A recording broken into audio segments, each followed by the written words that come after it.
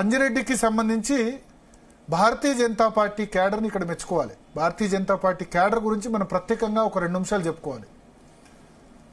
అంటే ఒక committed cadre. నిజానికి భారతీయ జనతా పార్టీకి అడ్వాంటేజ్ ఏంటంటే లీడర్ కంటే క్యాడర్. క్యాడర్ చాలా గొప్పది. నేను ఇంతకుముందు చెప్పాను, నాకు కూడా ఫోన్ వచ్చింది, నేను ఇంతకుముందు షోలోనే చెప్పాను.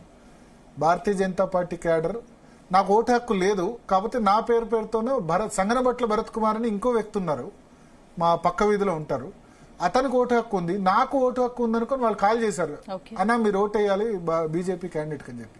నాకు కాంగ్రెస్ క్యాండిడేట్ నుంచి ఫోన్ రాలేదు, లేకపోతే ప్రసన్న హరికృష్ణ నుంచి ఫోన్ రాలేదు, కానీ బీజేపీ క్యాడర్ నుంచి ఫోన్ వచ్చింది. కానీ నాకు ఓటు హక్కు లేదు, నిజానికి అది వేరే వాళ్ళ పేరు, నాకు అక్కడ ఓటు హక్కు ఉందనుకో నాకు ఫోన్ చేశారు. సో అప్పుడు తెలిసింది.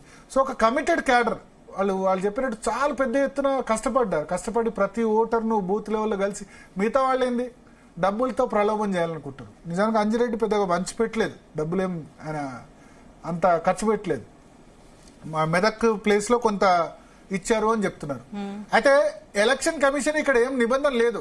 అసెంబ్లీకి 25 లక్షలు ఉంది, పార్లమెంట్ కి 70 లక్షలు ఎంత ఉంది.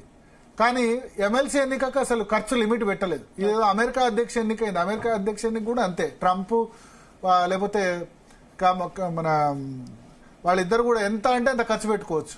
జో బిడెన్ లెక్కేం లేదు. సో ఆయన చెప్పినట్టు ఏంటంటే అర్రాస్ పాట వాడితే అయిపోతాయి కదా ఎమ్మెల్సీకి సంబంధించి అన్నారు.